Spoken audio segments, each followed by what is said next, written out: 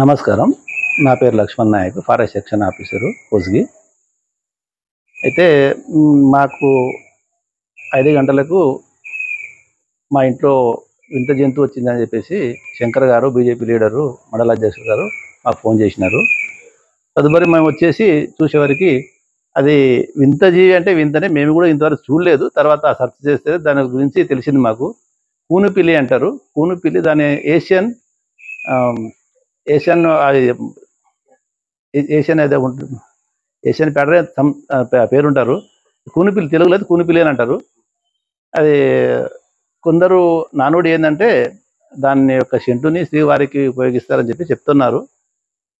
అది వింత జీవి మన ఏరియాలో దొరకదు, అది సామాన్యంగా దొరకదు. కానీ ఇప్పుడు ఇది దొరికింది కాబట్టి దీన్ని తీసుకెళ్ళి పిల్లలు మరి జూలో ఏడిచిపెట్టి దాన్ని సంరక్షణ చేస్తామని చెప్పేసి మనం చేస్తాం. నాకు తెలియదు సార్, దీని గురించి తెలియదు అంతగా.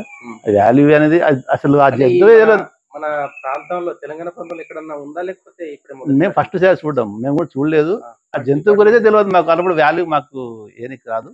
అది సామాన్యంగా శేషాచలం కొండల్లో ఉంటుంది, తిరుపతి కొండల్లో ఉంటుంది. ఇక్కడ ఉండదు ఆ జంతువు. ఇక్కడ మాకు చూడడం ఫస్ట్ టైం. ఇంతవరకు చూడలేదు నేను. ఫస్ట్ టైం నేను చూడడం. ఫస్ట్ టైం నేను చూడడం. అది శాకాహారి మ్యాక్సిమంగా. అది పండ్లే తింటుంది. ఈ మాంసాహారం అలాంటిది అయితే అది తినదు. పండు సంబంధించి తినేసి దాని గురించి కేర్ తీసుకొని దాన్ని ఈ పోషణ అంటే సంరక్షణ చేస్తామని చెప్పేసి మనం చేస్తాం. పిల్లలు మరి మహబూబ్నగర్ పిల్లలు మరి తీసుకెళ్ళి, ఆ జూ ఉంటుంది, మినీ జూ ఉంటుంది, ఆ జూలో తీసుకెళ్ళి జూ పార్క్ తీసుకెళ్ళి దాన్ని సంరక్షించే వాళ్ళు ఉంటారు, కేర్ టేకర్స్ ఉంటారు.